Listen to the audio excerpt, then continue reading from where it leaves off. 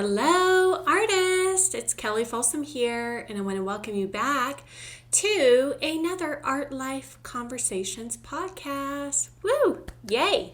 We are in, episode 16 today. Awesome.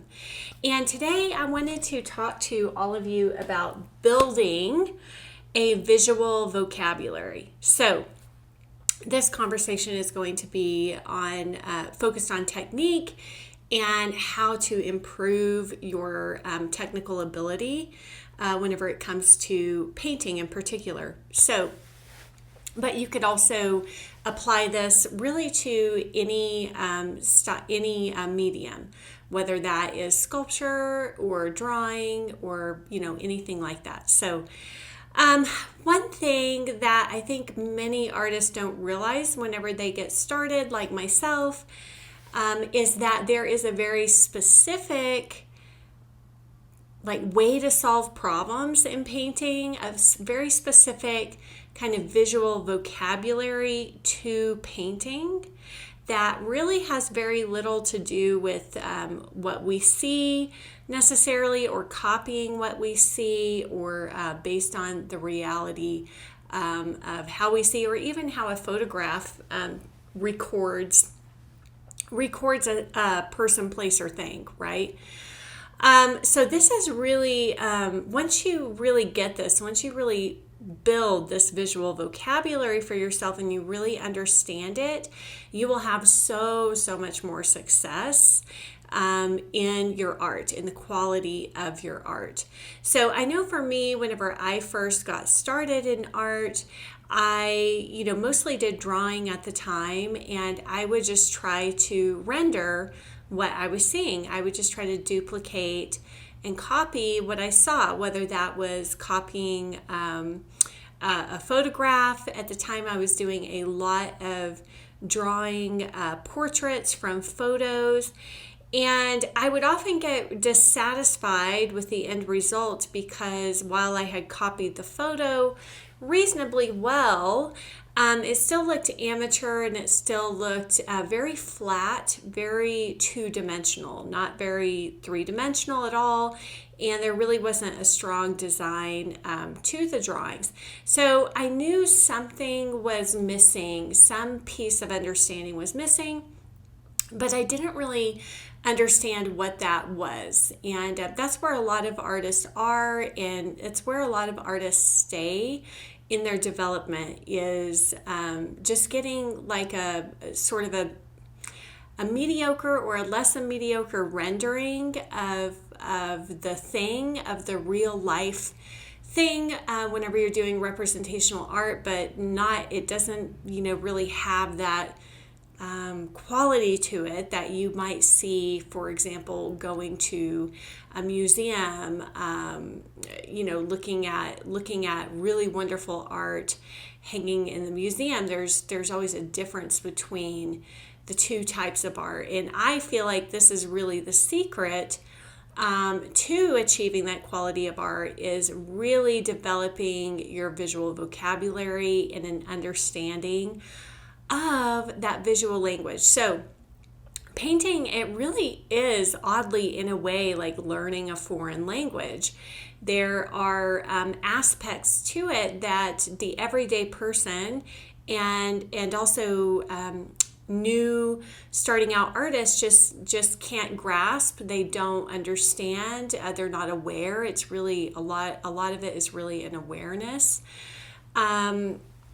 to understand that language and that vocabulary. So for me, this takes a long time to build. I don't want to say a long time, because I feel like I built it, within the first 5 or 6 years of studying art.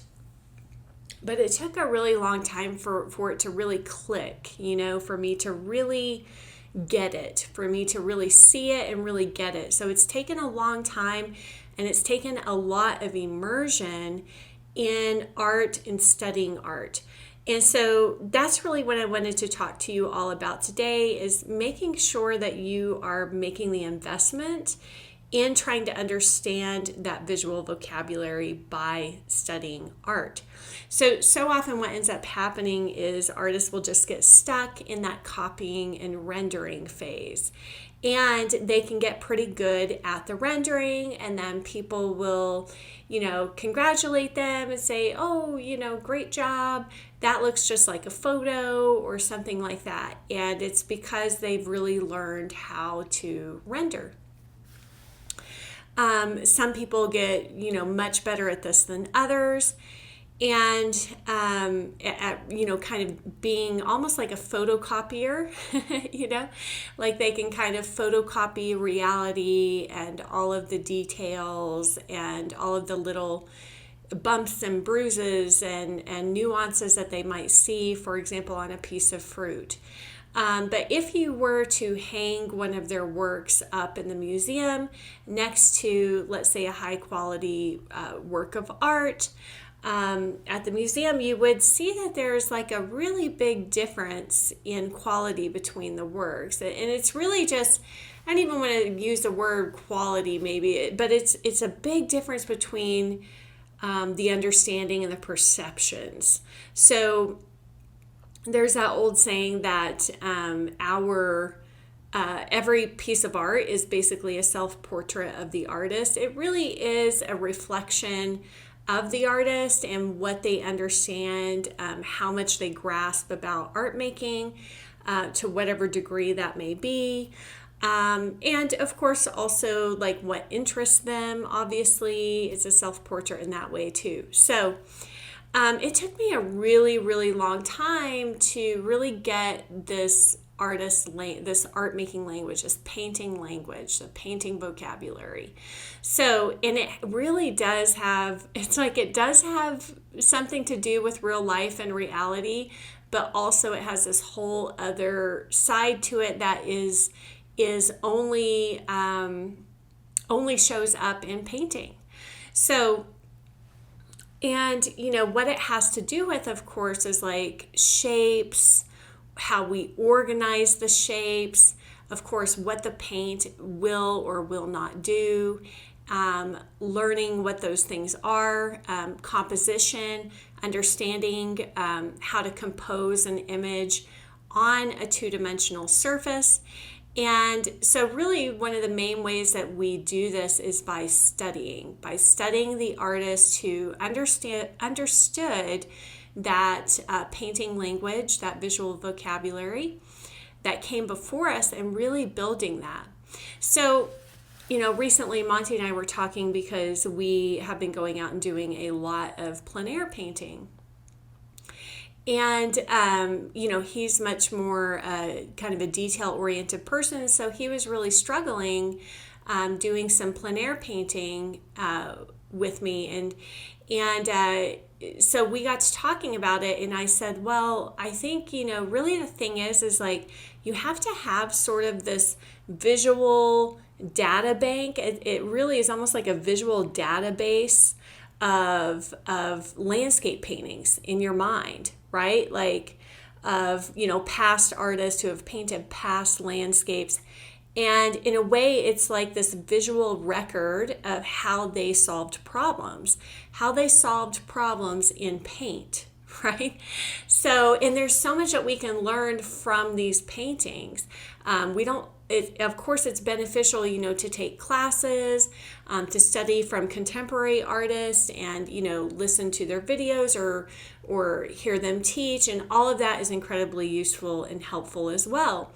But one way that I have really built my skill set, both with still life and with landscape painting, is by just going to those paintings, going to those images, poring over them, spending so much time, trying to understand why they did what they did. Why did they place this here? Why does that look so dimensional? Why does that have so much depth?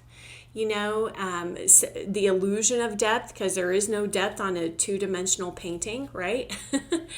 So, and also sometimes not even purposefully analyzing, but really taking the works in as a student, almost on like a subconscious kind of sponge-like level, like just staring at the art, just taking it in, absorbing it in, almost like memorizing it in a way. Sometimes I am more conscious, I guess is the word I'm looking, consciously trying to understand, and I'll be searching for answers on purpose or asking questions on purpose. And other times I'm just taking it in as more of like a subconscious kind of sponge-like level. Just observing, that is really the job of the artist in a lot of ways, is really observing that external world and taking it in. But I think more important than just like observing nature is observing art that has come before us. So every now and then, sometimes I'll be talking to students and I'll mention an artist's name, and I'll say, well, for example, do you know who Canaletto is? Or if it's not like a big name like Van Gogh or something like that, sometimes they might not know who that artist is. And so, of course, that's part of what I try to do in my teaching as well, is try to expose the students to this art history, because really learning from art history, learning from these artists who came before us hundreds and hundreds of years ago, especially for representational art, especially pre-modernism, because so much of the language broke down after modernism and was lost. A lot of the tools, a lot of the techniques, a lot of the understanding was really lost after, let's say modernist art came on the scene. So it's one thing that I'm always trying to do with the artists who are in my Vital Art Sessions program or in the mastermind, is really help them to understand this visual language, which is really all about, the organization of this two-dimensional surface, of this rectangle or this square. How are you organizing the shapes, the sizes, the colors, the values? How are you organizing your edges?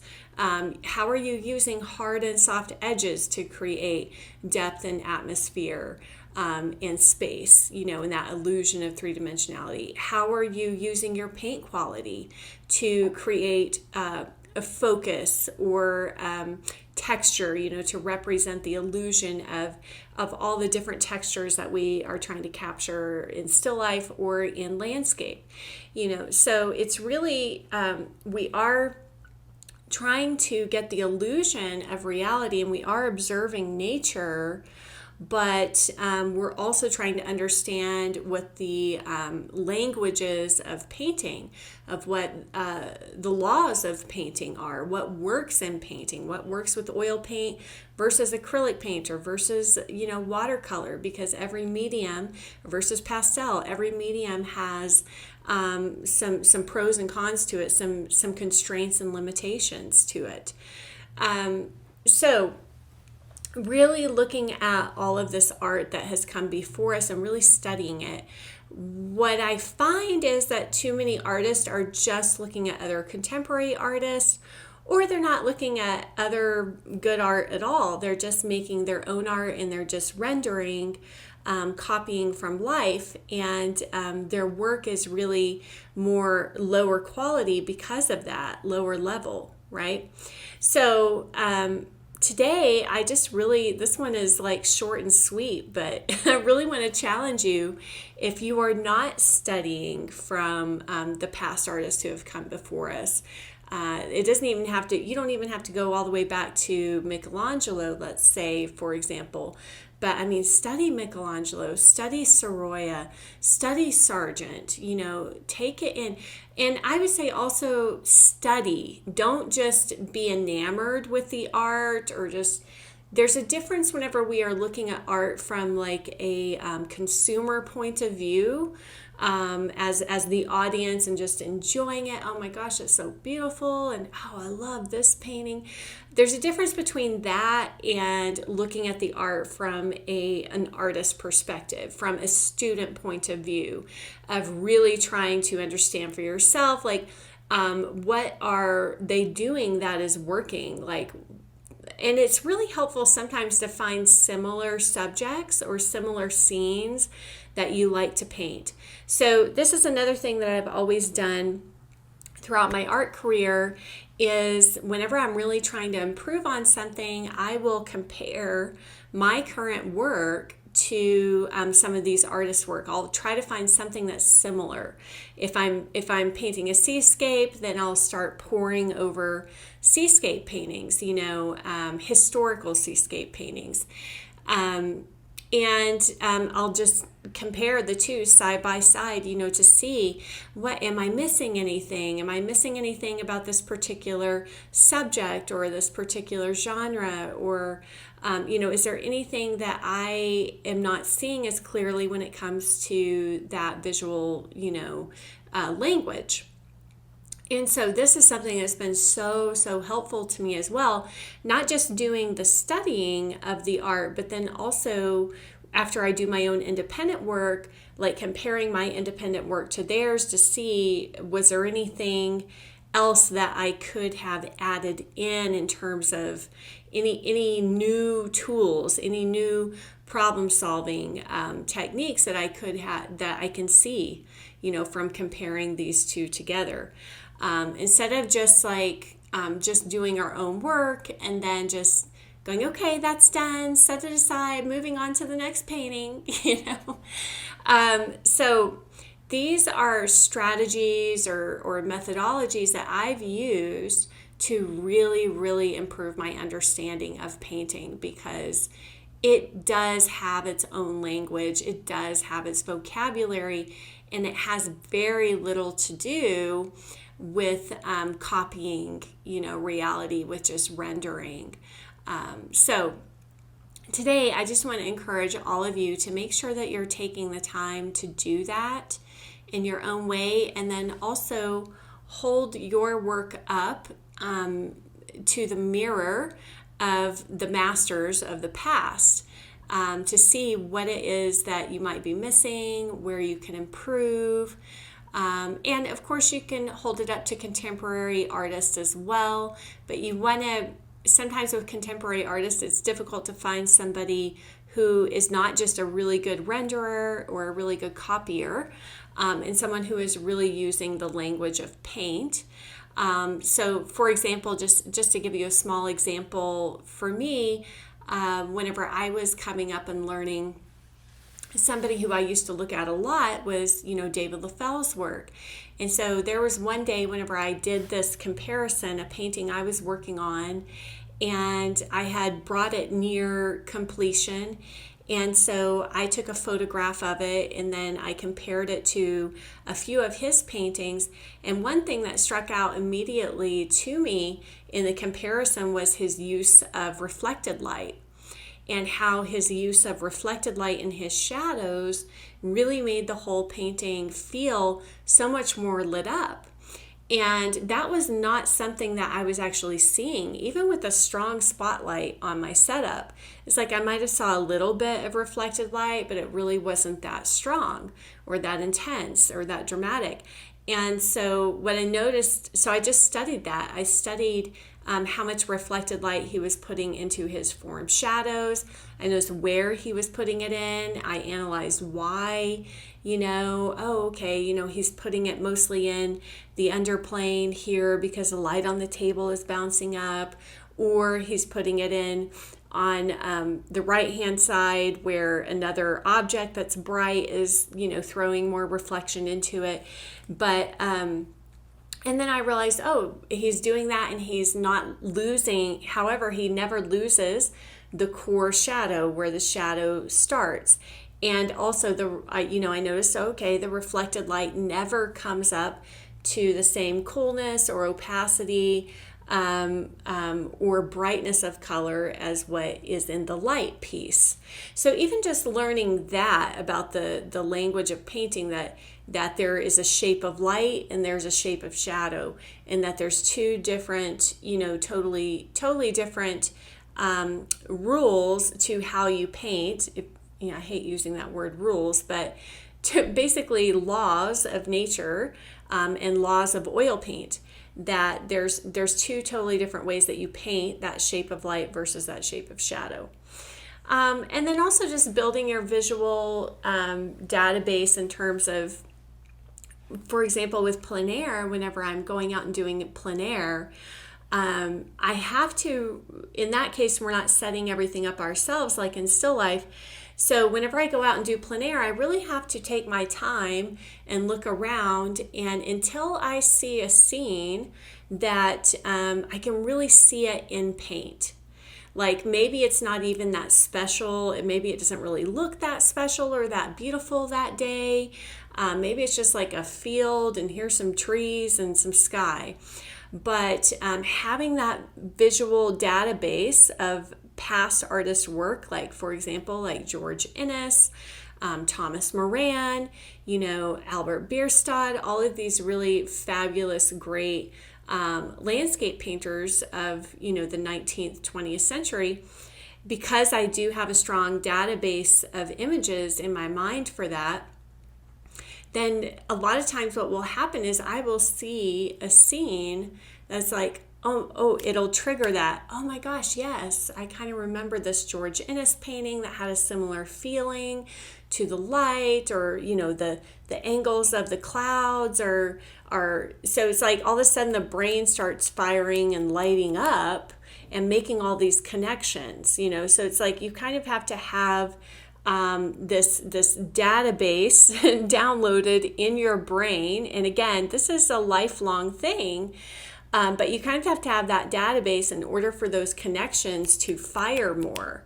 And then, of course, the more that I can see what the painting could look like in its totality, as a painting, not as a copy of the scene, but if I can really visualize it as the finished painting, the more and more success I will have in that painting, regardless of my current skill level in rendering.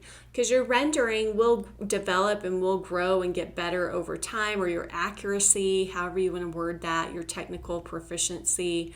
But really having this strong database in place will help you to get more successful results regardless of where you're at with your technical proficiency. So I want to encourage all of you, start doing research, start studying the historical artists who have come before us, start trying to understand that visual vocabulary and the language of painting, and building that database for yourself. It will pay off 1,000 times. Okay, everybody, I'm wishing you all happy painting, and I will see you next week. Bye.